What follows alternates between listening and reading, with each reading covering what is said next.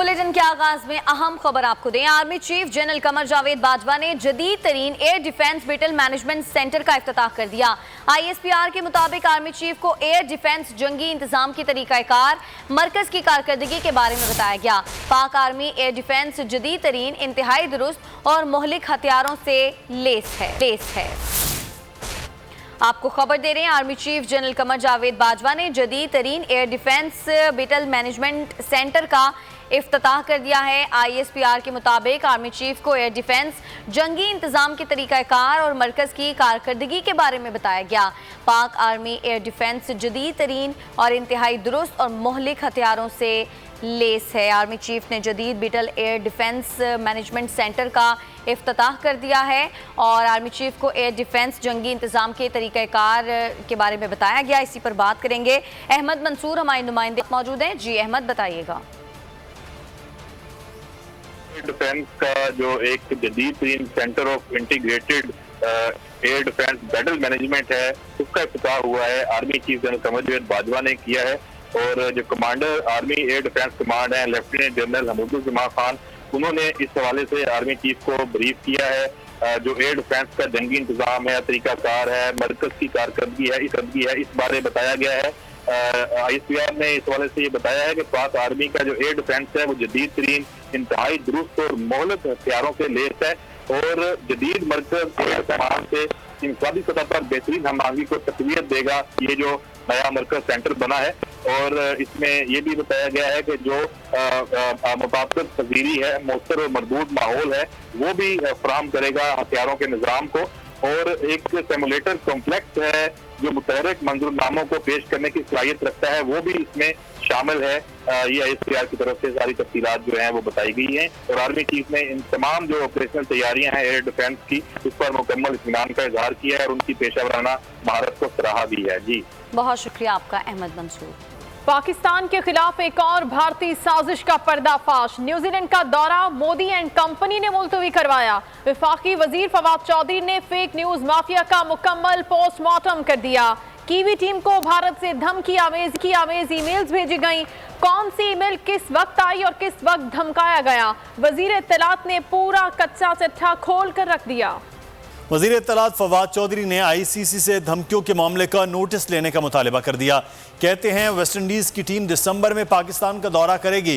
Caribbean team को अभी से धमकियां मिल रही हैं। उन्होंने कहा कि थ्रेट्स पाकिस्तान के खिलाफ नहीं, इंटरनेशनल क्रिकेट के खिलाफ साजिश है। रमीज़ राजा अपने तौर पर मामला उठाएंगे, हुकूमत पाकिस्तान भी इस मामले को उठाएगी। भारत पाकिस्तान में दहशतगर्दी से बाज नहीं आ रहा है। वो जेलों से मुजरिमों को निकालकर तरबियत देता है और पाकिस्तान के खिलाफ इस्तेमाल करता है। न्यूजीलैंड टीम के जाने से पाकिस्तान को तन्हा समझने वाले अकल के अंधे हैं। पाकिस्तान को कोई तन्हा नहीं कर सकता।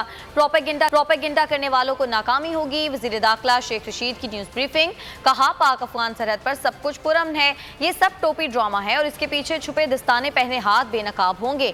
एक दिन दुनिया की तमाम टीमें पाकिस्तान आएंगी। पाकिस्तान और वेस्ट इंडीज क्रिकेट बोर्ड ने सर जोड़ लिए हैं। बोर्ड सरबराहान के दिसंबर के टूर के हवाले से बातचीत भी हुई है। खबरों के सिलसिले को आगे बढ़ाते हुए अब आपको बताएं कि वजीर आजम इमरान खान ने कहा कि करप्ट सिस्टम से फायदा उठाने वाले EVM की मुखालिफत कर रहे हैं। 1970 के बाद हर इलेक्शन में धांधली का इल्जाम लगाया जाता है। इलेक्ट्रॉनिक मशीन की सब मुखालिफत करते हैं, लेकिन कोई ये नहीं बताता कि शफाफ इलेक्शन कैसे होंगे। परफॉर्मेंस एग्रीमेंट दस्तखत की तकरीब से खिताब में वज़ीर आज़म का कहना था कि हमें अपने विजन पर समझौता नहीं करना चाहिए। हार आपको उस वक्त तक नहीं हरा सकती जब तक आप हार ना माने। उनका कहना था कि हम अपने हदफ छोटे रखते हैं और मुश्किल वक्त में हार मान जाते हैं। हम सारे माफियाज के सामने खड़े हुए, सारे जो इस मुल्क का वेस्टेड इंटरेस्ट है, जो चेंज नहीं चाहता, वो अपोज कर रहा है। अब इससे ज्यादा चीज क्या हो सकती है कि EVM मशीन्स को अपोज कर रहे हैं। अब सोचे यानी इससे हमें क्या फायदा EVM मशीन से? कोई आज तक हर इलेक्शन मुतनाज़ा होती है। सेनेट की इलेक्शन जिधर कोई 1500 वोट होती है वो भी मुतनाज़ा हो जाती है। किसी ने आज तक ये नहीं बताया जो गवर्नमेंट में आता है कि इसको अब हमने कैसे ठीक करना है। क्या हमने इसी तरह चलते रहना? क्यों बाकी दुनिया में जर्मनी वगैरह इलेक्शन क्यों वहां शोर नहीं बचता? यहाँ हर 1970 के बाद हर इलेक्शन में कोई जो अब हारता वो कहता धांधली होगी। अब हम एक सिस्टम लेके आ रहे हैं जो कि बड़ा ऑब्वियस है कि ये अगर जितने भी पाकिस्तान के मसले हैं वो हल कर देगा ईवीएम। अब इसके ऊपर कैसे कोई एक्सेप्ट नहीं कर सकता, सिवाय इसके कि वो लोग जो एक करप्ट सिस्टम से बेनिफिट कर रहे हैं वो इसको अपोज कर रहे हैं। ये किसी को फायदा तो पहुंचा ही नहीं सकता, ये तो बड़ा सिंपल। और सारे प्रॉब्लम्स हमारे इलेक्शन पोलिंग क्लोज करते हैं उसके बाद आते हैं सारे प्रॉब्लम्स। ये जो लोग ये इस मुल्क में कौन है जो इस मुल्क को चेंज नहीं होने देते, ये छोटा सा वेस्टेड इंटरेस्ट है। हुकूमत की इलेक्ट्रॉनिक वोटिंग मशीन मुतारिफ कराने की कोशिशें नाकाम हो गई। इलेक्शन कमीशन ने आइंदा इंतखाबात आरटीएस के जरिए कराने का फैसला कर लिया।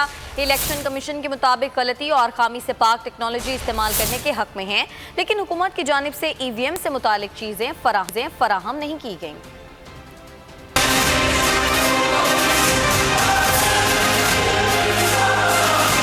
इलेक्ट्रॉनिक वोटिंग मशीन के जरिए इलेक्शन कराने की कोशिश नाकाम। इलेक्शन कमीशन का पुराने तरीके से आइंदा इंतखाबात कराने का ऐलान। गलतियों से पाक इलेक्ट्रॉनिक वोटिंग मशीन तैयार करने की हिदायत।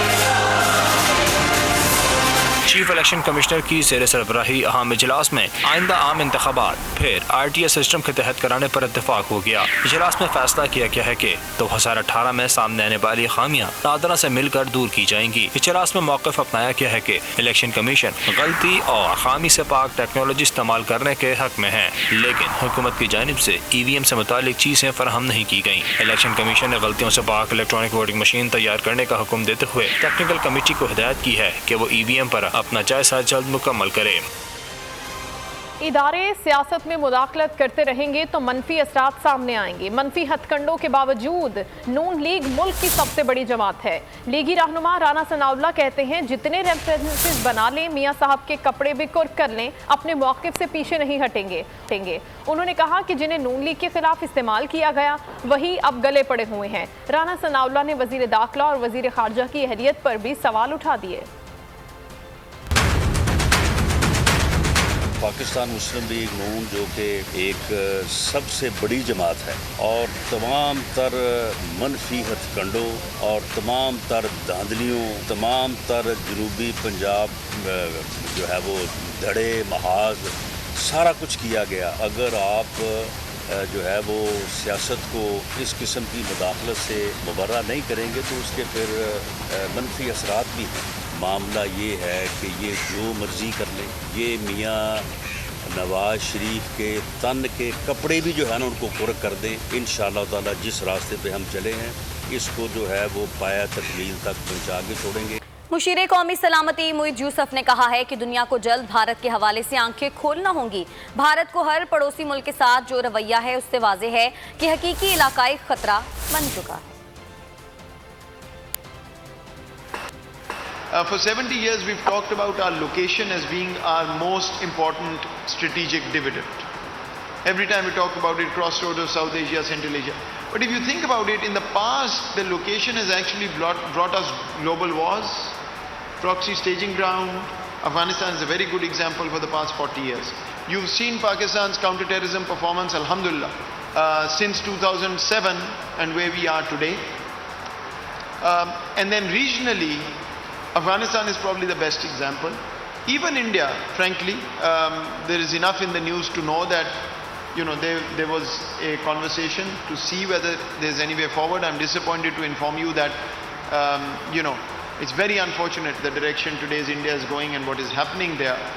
And the sooner the world opens their eyes to the fact that it has now become truly a regional threat, in the way that India is behaving and has a conflict with every single neighbor. Subscribe करें और bell दबाएं ताकि कोई खबर रह न जाए।